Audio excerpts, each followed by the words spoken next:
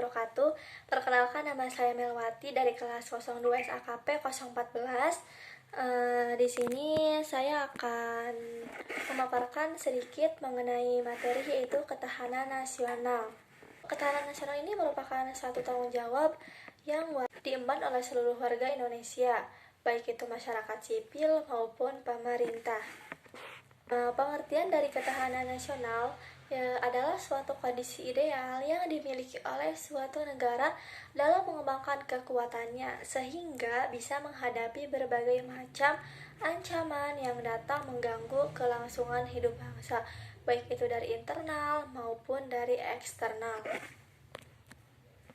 Selanjutnya yaitu ada ciri-ciri dari ketahanan nasional. Pertama, berdasarkan prosedur Astagatra, yaitu terdiri dari 3 faktor alami seperti kekayaan alam, geografis, serta masyarakat, dan 5 faktor kemasyarakatan yaitu ekonomi, budaya, pertahanan, filsafat, serta ketatanegaraan.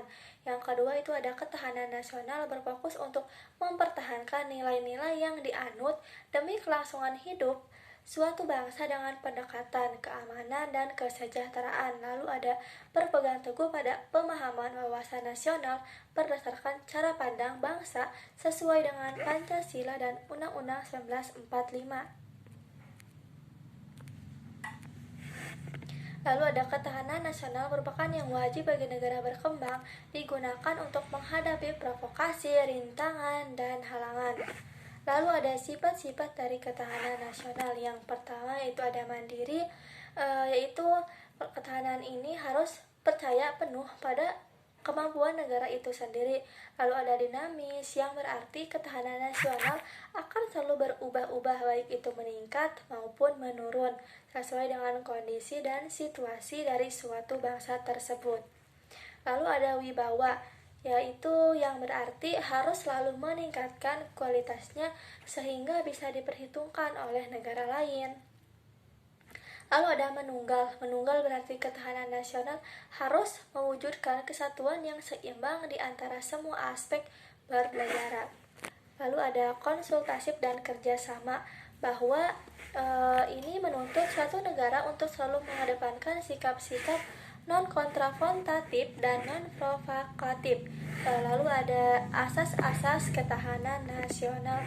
Yang pertama ada asas kesejahteraan dan ketentraman. Lalu ada asas komprehensif integral, berarti kondisi di mana kehidupan bangsa bisa harmonis, terpadu, seimbang, selaras, dan serasi. Dan ada asas mawas ke dalam dan keluar, yang dimana bertujuan untuk menumbuhkan dan mengembangkan karakter, sifat, dan kehidupan nasional dan meningkatkan kemandirian bangsa.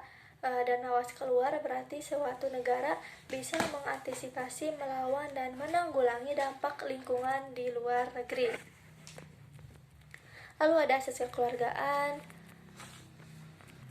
Tujuan dari ketahanan nasional bertujuan untuk menjaga bangsa dan seluruh tumpah darah Indonesia untuk mencapai ketentraman umum, berkehidupan bangsa, serta mengerjakan disiplin dunia dengan dasar kemerdekaan, pemukatan, dan keadilan sosial.